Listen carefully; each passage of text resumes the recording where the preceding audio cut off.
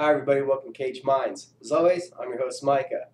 Great weekend in mixed martial arts. There were 3 events we'd already talked about on my last video, Bellator 49. Here we are into the next one, Strikeforce 36. It was the Strikeforce Heavyweight Grand Prix quarterfinals.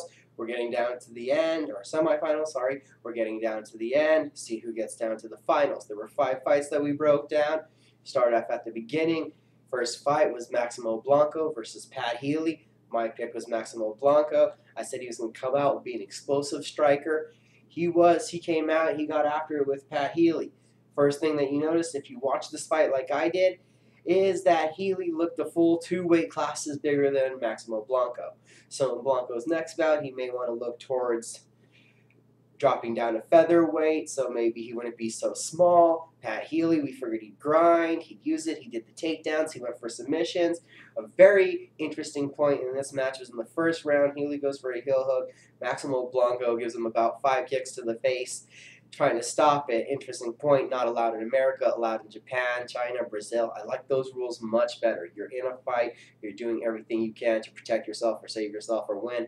Think kicks, no matter where they are, they should be allowed. It's something that if it was a real fight, it would be happening. But off my little rant, back onto the fight. After that moment, Pat Healy came out, achieved the takedown, went for several real naked chokes, got one, arm stuck in, beautiful jiu-jitsu, overwhelmed the young man. That's one wrong for me. Pat Healy took a submission victory in the first round. Next fight, King Mo Lual versus Roger Gracie. We had the wrestler with the huge credentials versus the greatest Brazilian jiu-jitsu practitioner to step into mixed martial arts. Well, mixed martial arts, every round stays standing. King Mo kept saying, I just have to touch him once. He touched him twice. 2 big overhand rights. Roger Gracie went down. Sorry to say, he may be a great jiu-jitsu practitioner, but I don't think he has the chin for mixed martial arts. Devastating loss.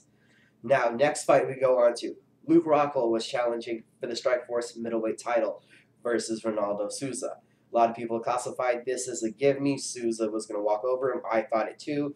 Thought this was more of a tryout for the UFC. He was cleaning out the division in Strikeforce. That was not to be. By the end of that 5-round war, CompuStrike put on Twitter that it was 145 to 63 in strikes with fists. If you add in the leg kicks that were handed, it was 237 strikes landed for Rockhold to 88 for Souza. Huge dramatic surprise of the night. Now Rockhold is the new middleweight champion and going to be very relevant for Strikeforce, for the Zuffa company. Impressive after a 17-month layoff, and most people were totally wrong in that fight. This takes us to those heavyweight Grand Prix semifinals. The first one that came up was Antonio Bigfoot Silva taking on Daniel Cormier. Cormier was replacing Alistair Overeem. Big shoes to fill against a man named Bigfoot. I picked Bigfoot, thought he was going to be too big, too long, too experienced. There was 1,000,001 reasons not to pick Cormier, and then the fight started, and this was the wrong night to mess with the American Kickboxing Academy team, as they went undefeated this night. Cormier, fast hands, looked just like his teammate, Cain Velasquez, total domination, 3 different knockdowns. The last one was a left jab to a left hook to a right uppercut that ended the night, and 2 more hammer fists just for the cherry on top.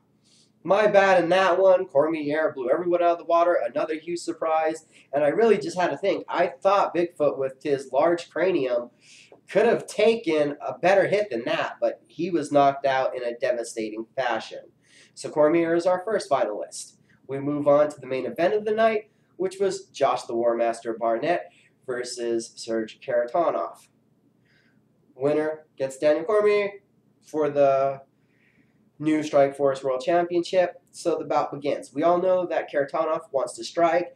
Barnett wants to wrestle, wants to use his catch wrestling, wants to use submissions.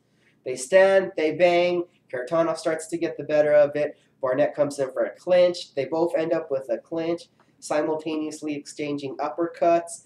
Kharitonov seemed to get the worst of it, took a step back.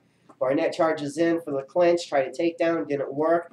Goes to a trip. The trip works. Barnett falls, lands on top of Kharitonov, on his mount, starts to pound him out. Kharitonov gives up his back.